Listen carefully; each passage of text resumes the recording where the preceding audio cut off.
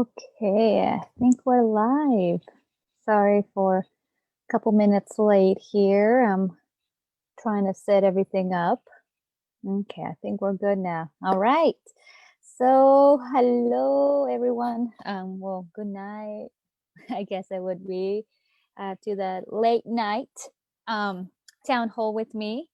We'll be spending some time together. And so I will also be looking into the chat on here to see if you guys have any questions. But first of all, I hope everybody is doing good. And if you got your ballot today, please fill it out and turn it in ASAP. And so I didn't get mine today. I'm hoping I get it tomorrow. Fingers crossed, because I'm very excited. I can't wait to vote. So I'll be checking my mail very much every day. I feel like every hour I'll just go and check. But no, if you did get your ballot today, please fill it out, turn it in. There are a few drop boxes here in House District 15. We have the courthouse, the library, and also in Millersburg. And I can put that information on the chat. Again, I'm trying to have three things open here. Sorry, bear with me here real quick. And I'm trying to look for my questions too, because I did get a few. Let's see here. Okie dokie. All right. So, first question of the day. We're just gonna go straight to the point, right? So, one person indicated, or they're wondering. So it was, first of all, as you know, I'm running for state representative for House District 15, which encompasses Albany, North Albany, Millersburg, and Tangent. This is my first time running as a state representative. Actually, right now, I am an elected official with the Lynn Benton Lincoln ESD board, so I'm serving as one of the board members. As far as that, I'm just really excited and looking forward to representing you all. So with the first question here that I have says, you have indicated that you were born in Mexico. What made you come to the United States? Okay, well, yes, I was born in Mexico in Zamora, Michoacan. I came to the United States when I was 8 years old. I would say I didn't come here by choice. I was brought here with my family. My father was already living here in the United States. And so to kind of go back a little, it was 1990 when my father applied for residency for both my mother and I. And so we were in Mexico for 6 years before getting granted residency to come to the United States. So from there, when I was 8, we got my residency. My mother got her residency status, and we crossed over and we landed, I guess you can say. We put our feet down at Coos Bay, Oregon, of all places. I know people ask me why Coos Bay, and at the time that's where my father was working, and that's where we ended up. So it's not like I had a choice. I came with my family. It was, I left all of my grandparents, aunts and uncles, cousins, everybody in Mexico, and it was just my family, my parents, my brother and I that were here in the United States. So that was, something again that I didn't choose, but I'm happy to be here. And so, yeah, I hope that answers that question to whoever asked me that question. To keep it going, another one was, why are you running for office? So a lot of reasons why I'm running for office. First, because I didn't see that the needs of the people here in House District 15 were being met or heard.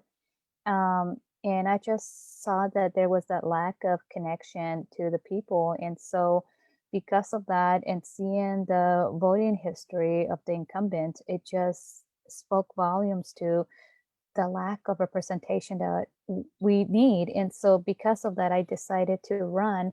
What really got me to write myself, write the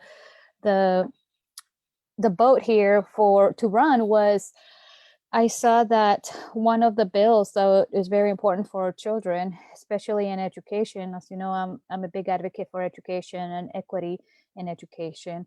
Was that the incumbent voted against the Student Success Act, and that really was what pushed me over. And I was like, no, we need to make sure that there's representation. We need to make sure that our children get the education they deserve. Even though she voted against it, it did pass, thank goodness. But just that the fact that she voted against it really just spoke volumes to the disconnect to the people.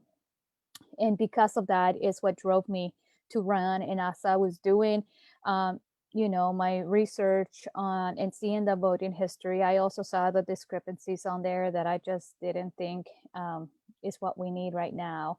um, so really that is what drove me to run. I want to ensure that our children have the education that they deserve, that the people here in House District 15 get the resources and benefits that that they deserve.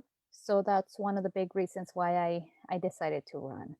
um, and so also because as a person of color, you have to have leadership as well. When you can say I'm the first person of color to run for this seat, for this district. So just really being that voice and that image for young children, to see that someone like them and someone that speaks the same language as them is trying to be in a position of leadership.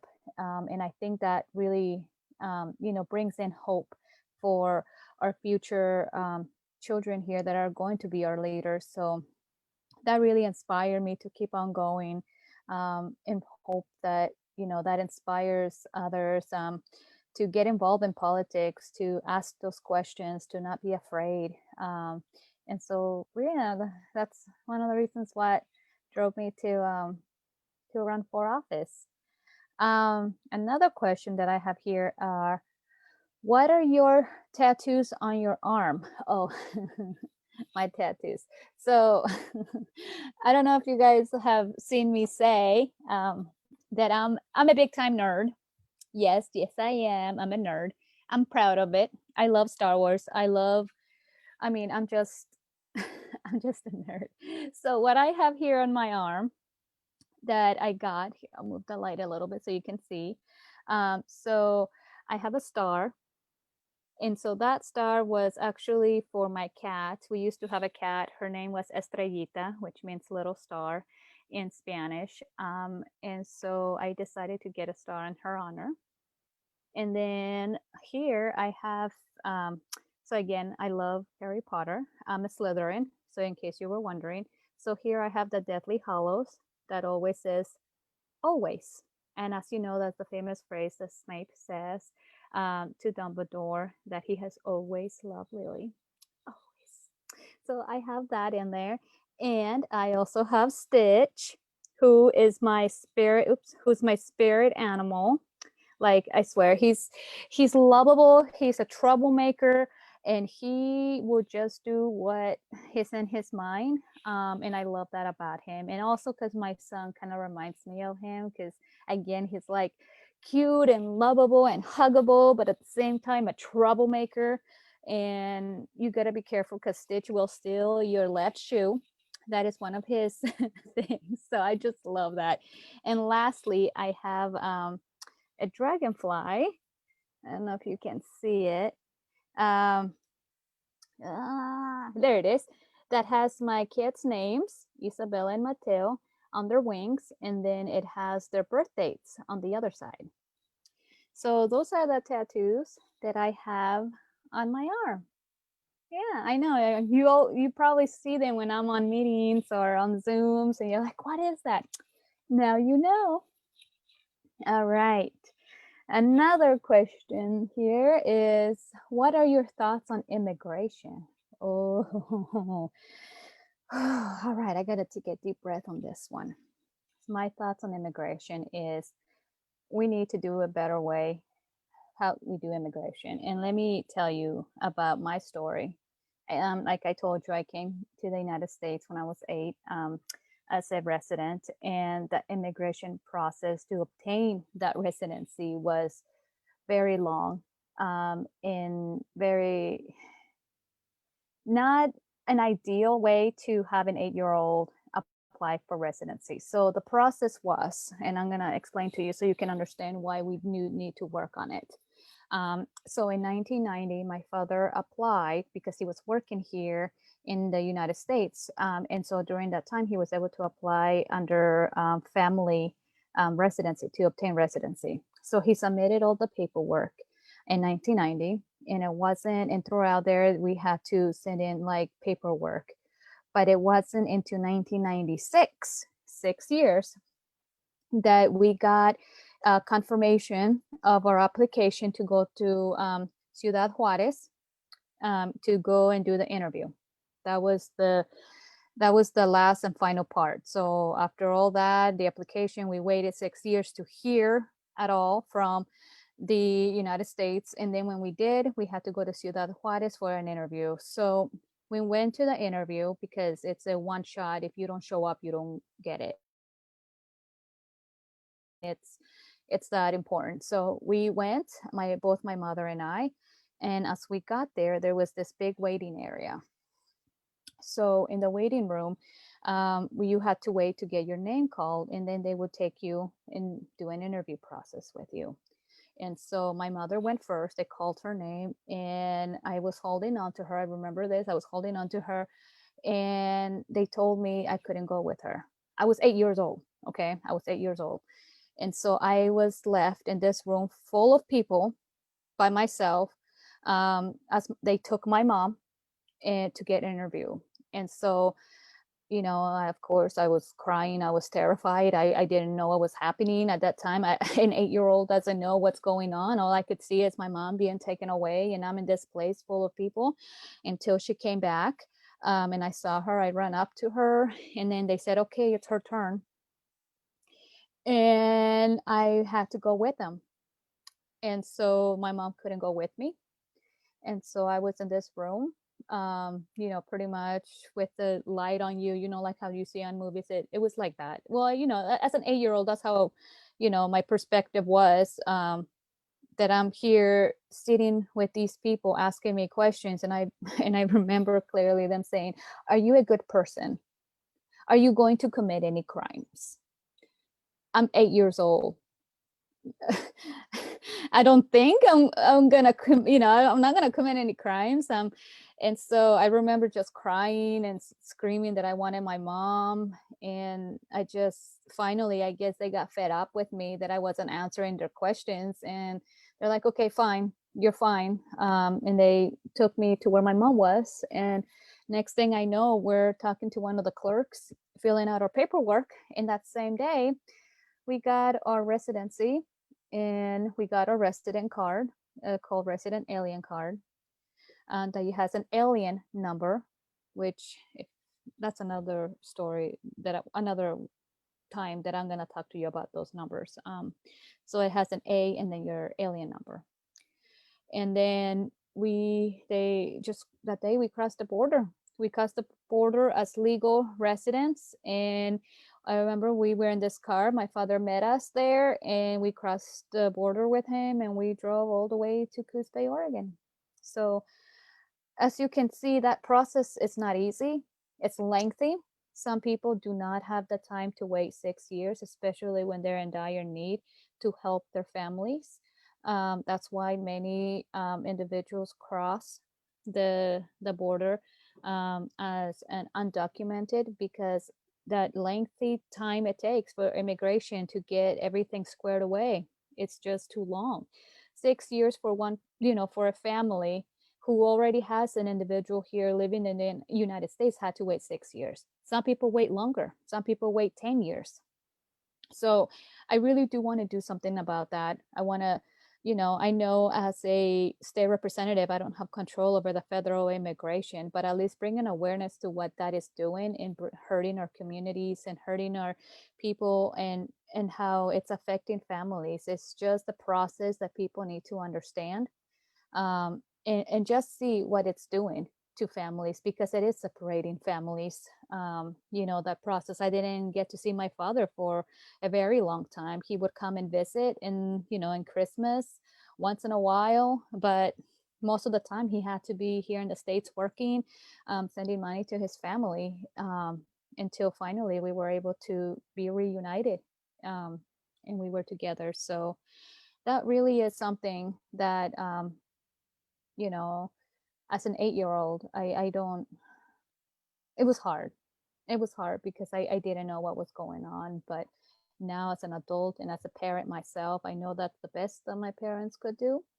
Um, but at the same time, I just want to, I want to fix the immigration issues, because I just feel that if we had a better system in place, we would have a better process in how to grant residency to individuals who do want to come to this country, that would be the legal way, and then they would uh, be able to bring their families, and there wouldn't be this stigma about undocumented and lack of benefits that many of them do not get because they're undocumented. So I think if we work on our immigration process, and right now, I feel the same with our DACA recipients. Many of them came to this country, just like I did. They didn't have a choice, but unfortunately, they are, they didn't have the opportunity to get residency status, because as a resident, and here's where a little bit of educating you about the difference between a resident and a citizen. So a resident alien has pretty much almost all the same rights as a citizen, minus the exception of voting. As a resident, you cannot vote, you cannot register to vote. So as a resident myself, I was able to apply for financial aid to go to school. I was able to apply for scholarships. So I had that opportunity that many of our DACA recipients do not have, because of that lack of immigration reform that right now is not, it's not a good way to, that it would help our communities. So I just really want to make sure that that individuals get the resources that they need, to be able to succeed, because it's a, they're here, and so I don't, for me is very important that we address those issues, and immigration is one of them.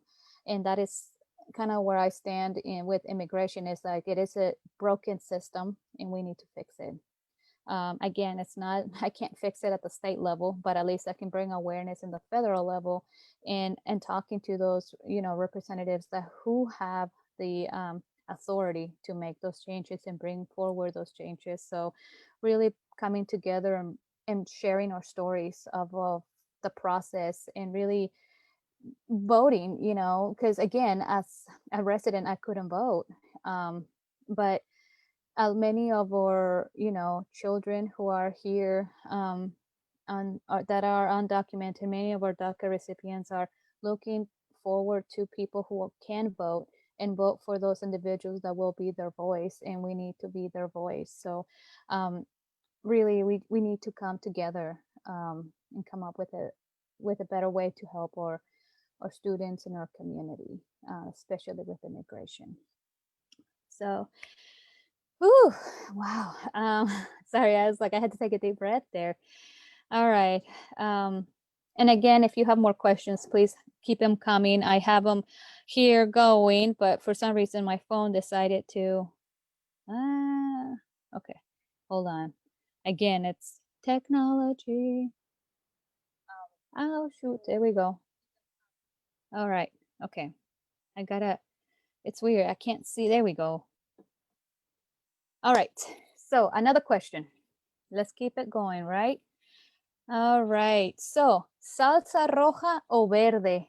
Oh my God. It depends. I love both.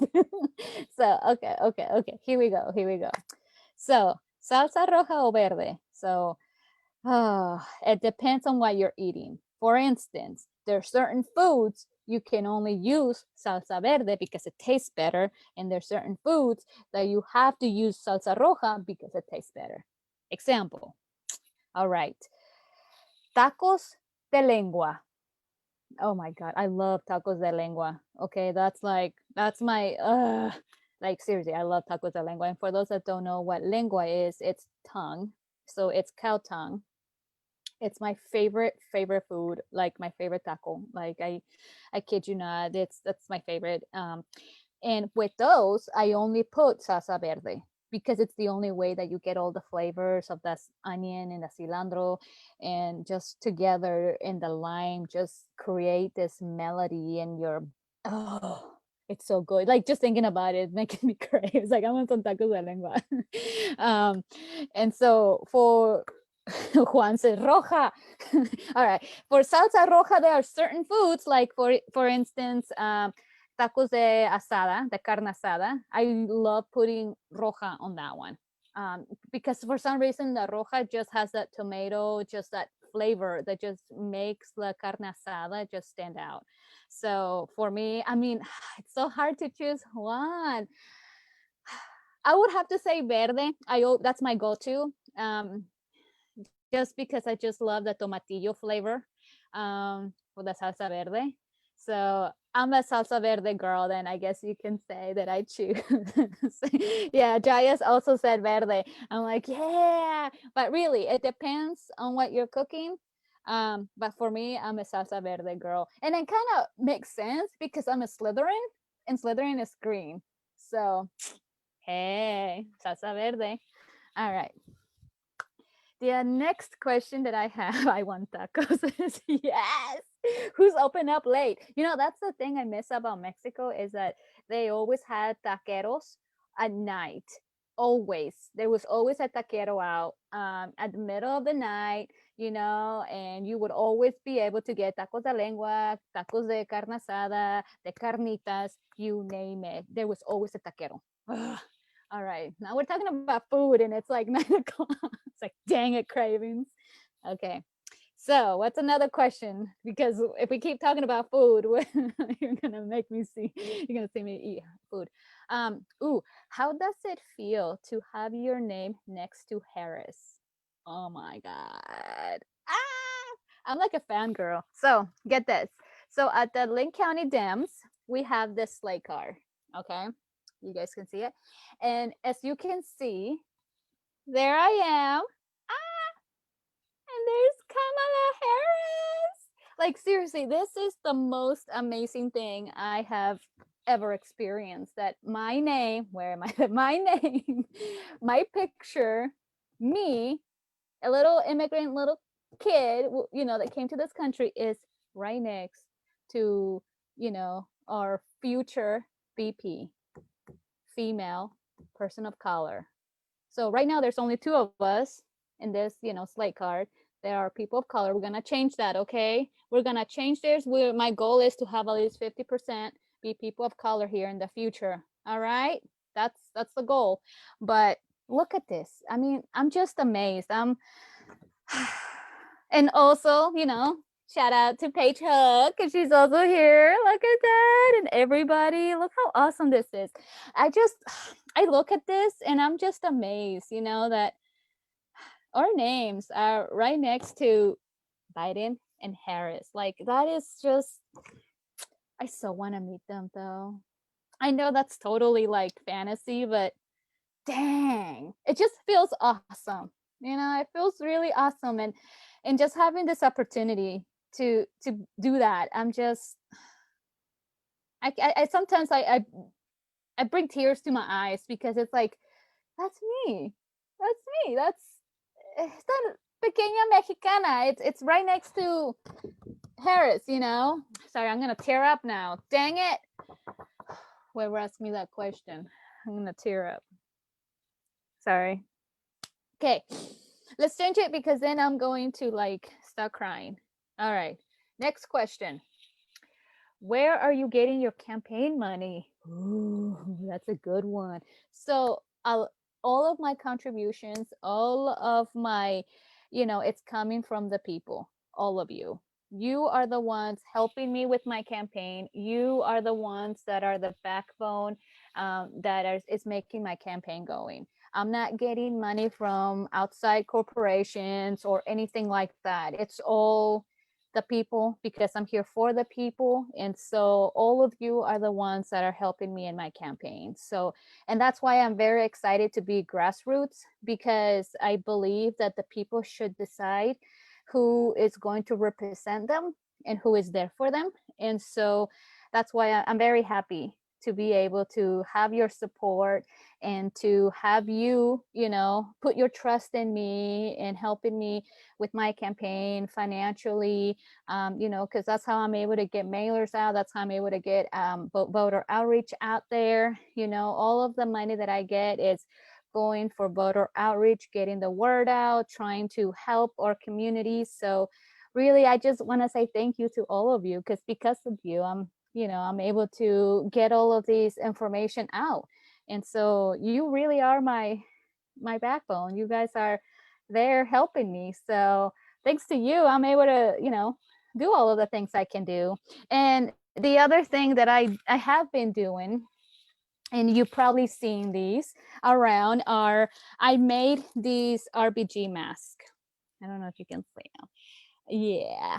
So I made this mask because in honor of our Supreme Court Justice, Ruth Bader Ginsburg, she passed. She just couldn't hold on to the end, but I think we have to do our part. And so because of that, I wanted to make this in her honor. And so I made about 150 of them. I was just very inspired and people wanted them. So I was really happy to see that people wanted a mask.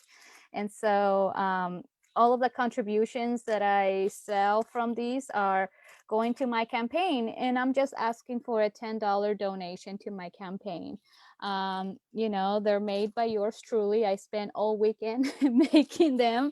And I also made a few. I only made a total of 6 of these ones. They're gold and they say notorious RBG. This is, of course, I made one for myself because I just loved how it turned out. And I love that it says notorious. Why not? With a crown. Again, I made all of these. I have a machine that cut the vinyl and I iron it on in there. I sewed the lace. I mean, I did the whole shebang. So really, I'm just someone that is here for the people. And so this is how I'm funding my campaign. I'm making things for all of you to have and to enjoy with me. So yeah, that's how I'm funding my campaign, is by all of you supporting me. So that's why I want to say thank you. So Jaya asked, how do you donate? So you can go to my website. So my website is miriamgcommons.com. And on there is if you're doing it on the desktop, on the right, there's a donate button. So you can just click on that and donate. If you have ActBlue, you can also donate via ActBlue. If you put Miriam, the number 4, Oregon, you should be able to find me there. You can also donate that way. Or you can write a check and mail it as well. So and if you want an RBG mask, an RGB mask, I do have them in both locations in Benton County headquarters. That's located downtown Corvallis, and at the Lynn County headquarters, which is on Sanium Highway across from Les Schwab. So they're going by fast. So if you want to make sure you have one in your hand, make sure you stop by. That's where they're at. So they've been, people are very happy about them. They love them. I love them. If you see me around Albany or Corvallis, you'll see me wearing my RBG mask. So, and I love seeing other people wear, like today I saw a couple people. One was at the post office. She got some extra ones that she's mailing to her family. So that was like, look, RBG in the house. So it's really exciting to see other people, wear what you made. So just spreading the love and, the what she brought to us. So that's really like how I'm funding my campaign. So go get your mask. Uh, do not spray your check with Lysol and do not spray your ballot. Okay, thank you, Adrian. Yes, it does. It smudges the ink. Let's see here. What is another one?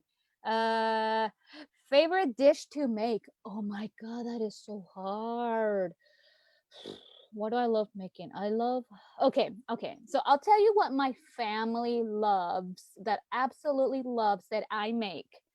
And that is pozole. Okay.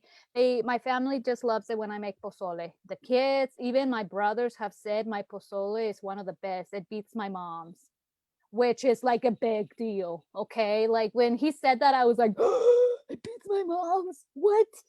And it's because, so the way I make my pozole, I use my pressure cooker. So I can actually make pozole in like 30 minutes instead of waiting like 5 hours for the meat to cook in the stove. I can do it in 30 minutes, sometimes 45 minutes, depending on how much meat I have.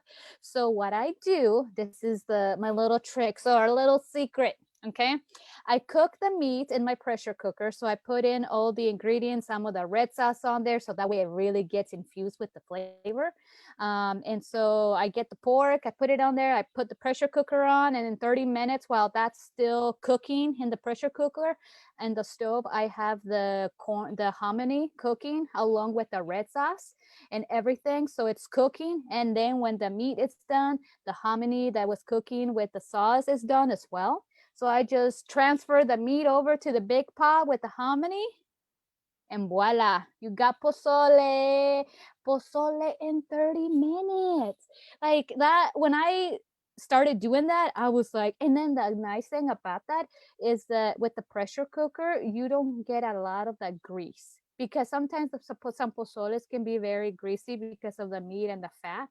The nice thing about this is that I can actually just focus on putting the meat, just the meat, into the pozole that has the hominy. And then I don't have the rest of the oily stuff. I only put a little bit because that fat from the pork is a little, some of the flavor. So I add a couple scoops of that. But oh my gosh, see, we're talking about food again. It's like I must be hungry. Pozole and pressure cooker got me like, I know, Juan, I'm telling you. Like seriously, was one of the like, that's why now I have how many pressure cookers do I have? I have I have three. I have three pressure cookers because I was also making tamales in them. So as you know, with tamales, it's cooked by steam. And guess what a pressure cooker is? So I have three because when I was making tamales, I was like, oh my gosh, this is gonna work. I can make tamales again in like 20 minutes because of the pressure cooker. So again, that's another trick. Pressure cookers have like saved me time. Like I just love it. And it's the electronic. So I have two Instant Pots. One is the bigger one and one's a little smaller. And then I have another one that I got. I forgot what's the brand, but yeah, right? I know, like, oh, an oxtail in the crock pot. Yeah, you got it, Jerry. Yes.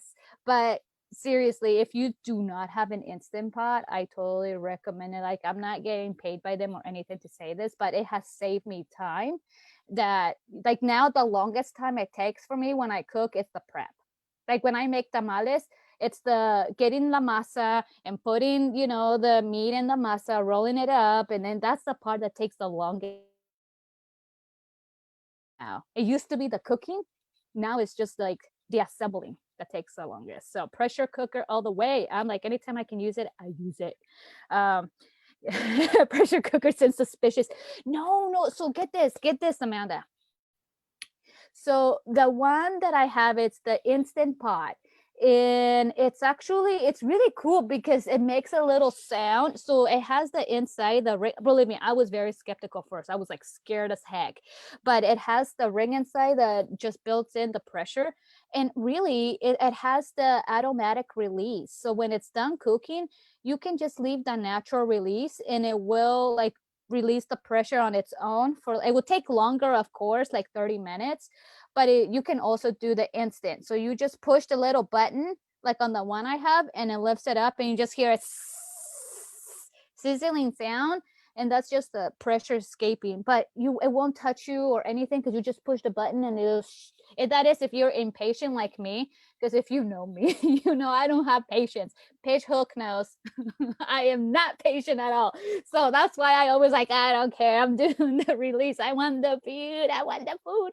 So so yeah, so pressure cookers have saved me time, and the food tastes delicious. I have made also one of the other ones I made on there is my rice with lime and cilantro. I can do the rice in 5 minutes.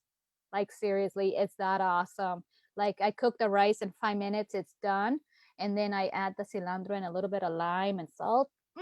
Again, we're talking about food. We're gonna have to do another cooking session here with me making pozole, showing you guys how to make it. All right. You are persistent. I am. See, Jaya has three. Yeah, I have 3 pressure cookers. Yes, I do. All right, next question. Are you receiving support from people/organizations? So yes and no. This one's a tricky one. It's a tricky one because, again, I get the support that I get is from all of you, here in the district, and I do, and I am endorsed by many organizations that have helped me tremendously in my campaign.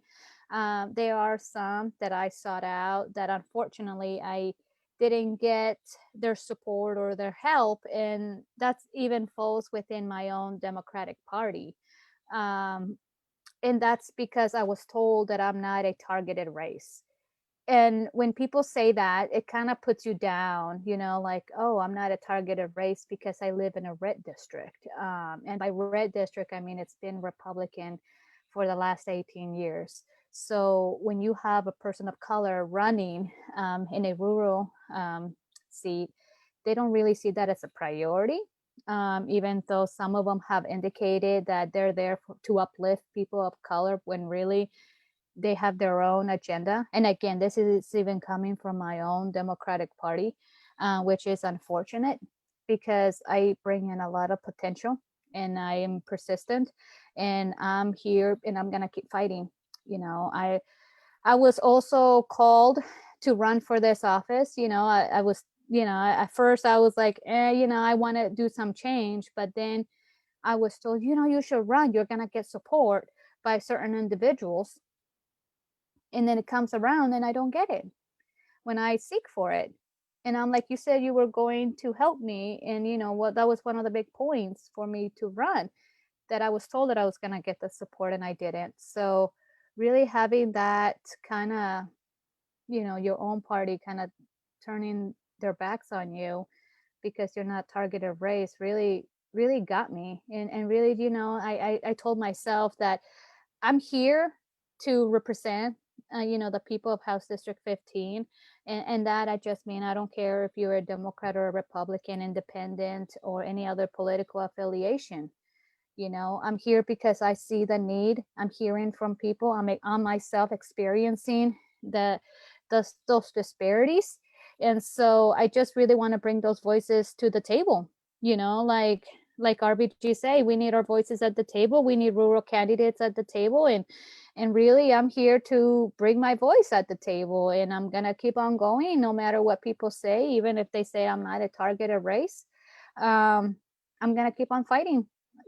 That's who I am. And if you have known me growing up, you can hear from my teachers. I always keep on going. I keep on fighting because I'm persistent. I do not know how to stop when I get going. I just keep going until I give it, my all. And then I know I did my part to make a difference. And really, that's kind of where I stand. And again, I know I'm gonna make some people in my own Democratic Party upset, and really that's okay. That's okay, because I can't, again, I'm here for the people. I'm here to bring accountability, and that means bringing accountability within my own political party. And that is really what we need. We need someone that is going to hold both ends, and just ensure that the voice is being heard. So that's why it's a yes and a no. Yes, I am getting support, and that support from all of you watching. I'm getting support from, some organizations that have endorsed me, but no, I am not getting support from those that say they were going to help me. And so that's the part that hurts, but yet that's also the part that adds fire, more wood to my fire, and keep on going and show them that I will win. And so I'm just persistent. um I'm hearing AOC. Oh, I love her. I love AOC. Like, that was one of the things I was wanting to do during this campaign, is reach out to her and be like, AOC, I love you. But that's okay. That's okay. I told everybody I want to at least be the MGC of Oregon. MGC. See, it kind of rhymes. It goes together. MGC. But I think it's important that that we hold our political parties accountable too. And I know that might affect my chances if I do win and being in leadership, because I'm a rebel, and that's okay. I'm a rebel. At least I know I'm doing what is right. And that, at least I know I can go to bed at night and be like, you know what? I gave it my best. I did the best I could. I fought for the people. So for me, it's really, I'm gonna hold you accountable, Democrat, Republican, Independent, you name it. Um, so that's how I'm gonna do it, and that's how I'm gonna run my campaign, and that's how I'm gonna do it when I do win state representative, because that's my goal. So yeah, so yeah, you've been warned. No, just kidding. I'm also a nerd, if you know me, I'm a whole lot about Star Wars. So, you know what they said about hope, right? Come on, where are my Star Wars fan? You know what I said about hope. Rebellion was built on hope. Yeah. God, that gives me goosebumps. All right. So again, I'm a Star Wars girl. I'm a rebel. Hey. All right. Any other questions coming from the chat? All right. Let's see here. What's another question?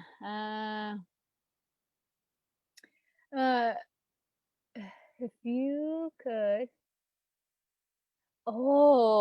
if you could have dinner with anyone dead or alive, who would it be and why? Oh my gosh. That's a hard one. I need to think about this one. Let's see. What would I? It's all about food. Who would it be? All right. If I get emotional, you guys gotta bear with me, okay? All right. You gotta stay with me if I get emotional, because this is all right. The person that I would love to have dinner with would probably be my grandma, who passed away in August. I didn't get a chance to say goodbye to her. And it had been, the last time I saw her was in 2009. So if we do the math, that's what, 11 years I hadn't seen her. 11, 12 years. So I mean, we barely even talked on the phone. Um, so I think for me would be the opportunity to say, a formal goodbye. And just how she was doing. Again, I'm sorry if I told you, if I get emotional, you bear with me. It would be my grandma, because I didn't get a chance to talk to her in her last moments. And I always loved her cooking. I always loved going to her house. She would always give you food. When you're like, even if you weren't hungry, you had to eat. Okay, she always gave you food. So that's who it would be. It would be my grandma. So I could have an opportunity to talk to her for one last chance, and see how she was doing. Sorry. And as you know, Dia de los Muertos is coming up. So my family and I are doing an ofrenda. An ofrenda is you put all your loved ones' pictures that have passed away, and this is actually, if you've seen Coco, or a Book of Life, if you've seen those movies, it talks about the how when someone is gone, you can still honor them by honoring their memory, because that's how they stay with you. And so on this November, which is during election time, November 1st, 2nd, and part of 3rd, we are gonna have an ofrenda. And so that's why, if you can see, I decorated with my sugar skulls, and just because again, I'm proud of who I am. I'm proud of my heritage. I'm proud of being Mexican. And so, and my kids, I'm raising them to be proud of who they are. So we're gonna have an ofrenda, and my grandma's gonna be on there. I'll share with you on that day. I'll share with you so you can see our ofrenda. And I will also have some other important people in my life on there that have passed, because it's important to honor their memory. So that will be coming up here right on time, right next to election. So, oh, sorry, I'm like, now, good thing you can't see my makeup getting all smeared. I got all pretty up for you guys. Okay. All right, let's go. Let's see what people are saying. Oh, thank you, Cameron. Oh, thank you, Keith and Amanda and Juan. Thank you. Again, sorry for, like, again, I told myself I'm not gonna cry. I'm not gonna cry, but And guess who else is gonna be in my ofrenda? Okay, RBG is gonna be in my ofrenda. Yes, she is. She's gonna be in my ofrenda. Okay, all right. Let's go to the next question. What are your thoughts on the presidential election? Who will win, in your opinion? All right. So I have been Team Harris since I saw her. I just love how she brought forward, just the way she carries herself, and is very, I just love her persona, just who she is, and the way she really fights for the people. And so when she dropped out, I was actually really sad. I was like, man, I wanted her to be the president. But then when Biden announced that he was having Kamala Harris be the VP, I was like, oh my gosh, I got my Princess Leia buns out. I was so excited. I was like, oh my gosh, yes.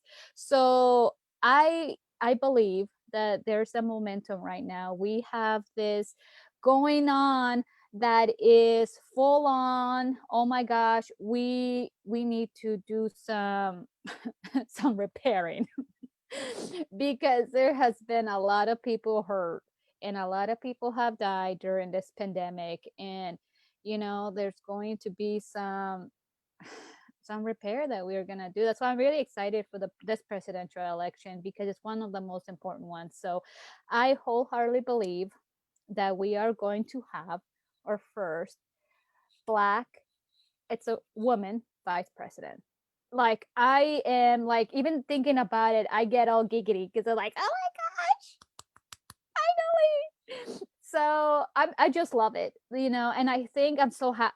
And for me, I'm so happy that Biden chose Kamala Harris to be his VP, because I really thought, okay, he has to choose a woman. He has to, and it has to be a person of color. And all I kept thinking was like, please be Harris, please be Harris. And it was Harris. So I was like, yes, that just, to me, is, even my daughter, she's like, oh my gosh, mom, look, it's Harris, it's Biden Harris. And every time she sees a Biden Harris sign, she's like, Biden Harris. I'm like, gosh. So she's really excited, and she's gonna be 8 and she's excited, for this presidential election. And also because she knows that her mom is running for state representative. So she's like, Mama, you're gonna win, right? And I'm like, heck yes, I am. You know your mom. She's like, I know my mom. So she's really excited. But in my opinion, uh, I am putting all my good thoughts into winning this election, that Biden and Harris win. And oh, I mean, just on the VP debate. Oh my gosh, she slayed it. Oh, I just loved it when she was like, excuse me, I'm speaking. Yeah, I'm speaking. Thank you. I love that. Like, how many us women have been like, oh my God, I can relate. Like, the guy won't stop me. Oh, anyway, I'm just super excited and pumped, and we got to use that momentum, right? We got to use it. Ugh. So, Biden Harris in the house. Again, remember. Okay. All right. Who inspires you in the community? Oh my gosh, that's a good one. It's a good one and it's a hard one. And let me tell you why. So again, the people that I look up to, is one of them is AOC. I mean, she was the first Latina that I felt that I could relate to. Just the way she would carry herself, and that she was there for the people, and you could see that and feel that. And so, really, when it comes to who inspires me here in the community, is it's really hard because I haven't seen someone that looks like me, running in a position like I am, excuse me, right now. So really, it's hard to have someone that if they don't look like that how that's just, to me, that's why it's so important to have that representation, is because you want to give hope to a young generation that, oh my gosh, that person looks like me, speaks the same language as me, and she is running for office. If she can do it, I can do it. So for me, it's like, I hope that I can inspire others to run for office, and to uplift us, and just to be our future and our voice. So if I can do that for them, that to me would speak volumes. Just because, again, we are not seeing that right now. And we do have people of color currently in the state representative race, as elected officials. But again, it's within our own community. So even as a school board member in my own board, I'm the first person of color to be in my board. I'm the first Latina. And so that, to you, I'm hoping that inspires others to be involved in school board, to run for office for school board, especially if you are interested in education and the betterment of our communities and our students. I wholeheartedly, I will give you what I know, my knowledge, for you to be able to run, because this is something that I'm more than happy to share with you. It has not been easy to run for office. I can definitely tell you that, especially during a pandemic. But I can give you my knowledge, my experience, and what I did, for you to be able to succeed and to become a leader for all of us. So if you are thinking about running and you want to do it, hey, reach out to me.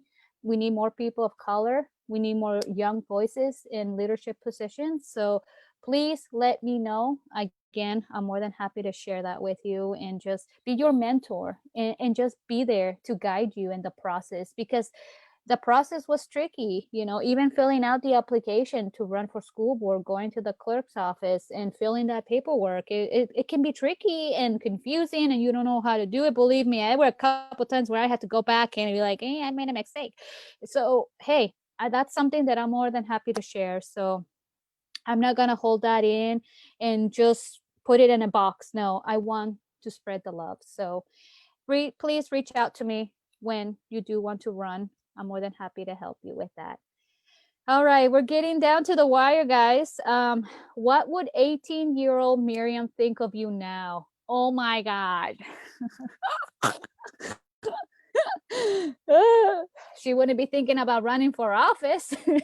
I can tell you that. She would think I'm crazy. Be like, what are you doing? Okay, 18-year-old Miriam.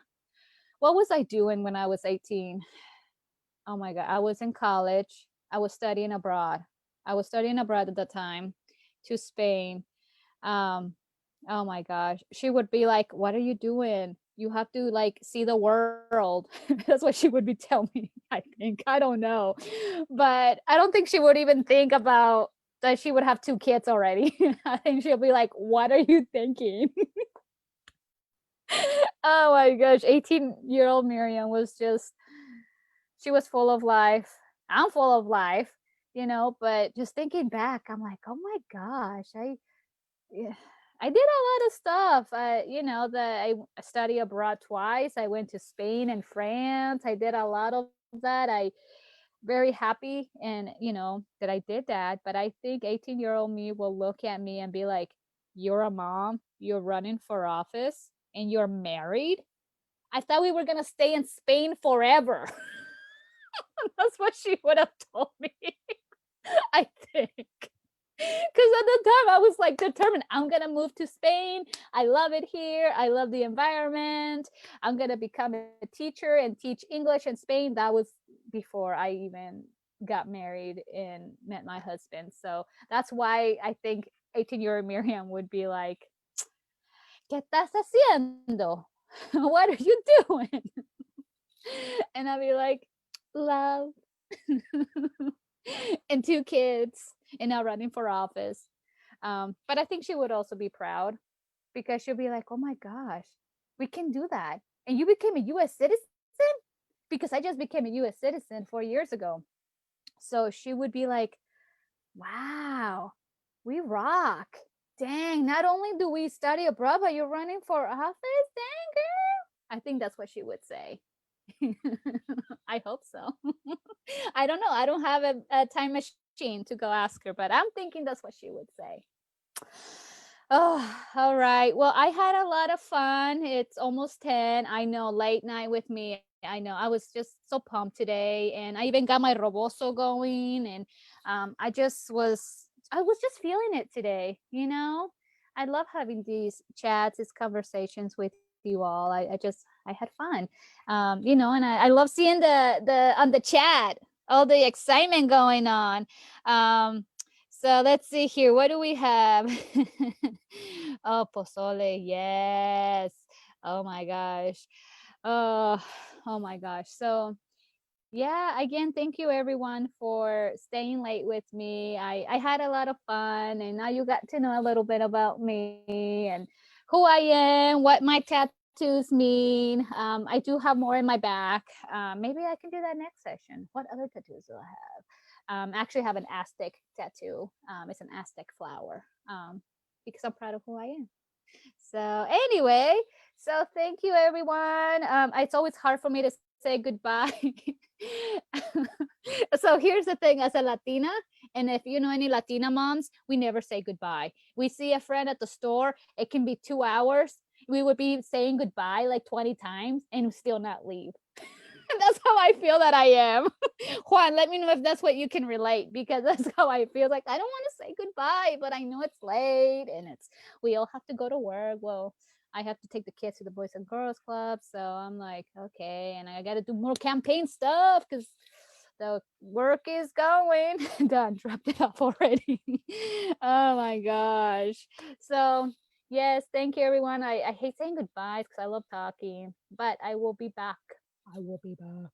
All right, and we'll keep that fun going. I won't do it as late this time. I just was really wanting to see the debate, the League of Women Voters today from the City Council. So I was like, ooh. So I saw that. So as always, I would like to give a shout out to, if you live in Albany, to also vote. If you live in Ward 1, Keith Coco, yes.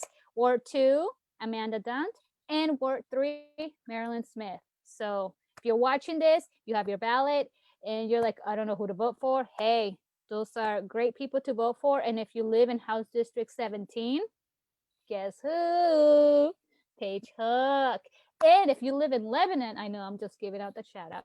If you live in Lebanon and you live in Ward 1, you have like do the write-in. Christian Stag, okay? That she's awesome. And I'm just really excited that she's running as a write-in. So if you live in those areas, do it, please. Okay. We need to vote and we need to win and help us out. We're all in this together. That's why I want to share that love with everybody. So again, Ward 1, Keith Coco. Ward 2, Amanda Dent. Ward 3, Marilyn Smith for Albany City Council. And then for House District 17, Paige Hook. Lebanon City Council, Ward 1. Please, Christian, correct me if I'm wrong, but I think it's Ward 1, right? Christian Stagg as a write-in. So make sure you write her name in there, okay? And of course, for House District 15, yours truly, Miriam Cummins, as your next state rep. All right. Okay. All right. I'll let you all go. Thank you, everyone. Love you. And thank you for staying late with me and chatting and just having fun, some late night fun. All right. All right. Bueno, buenas noches. Cuídense. Nos vemos. We'll see you guys later. Okay. Bye.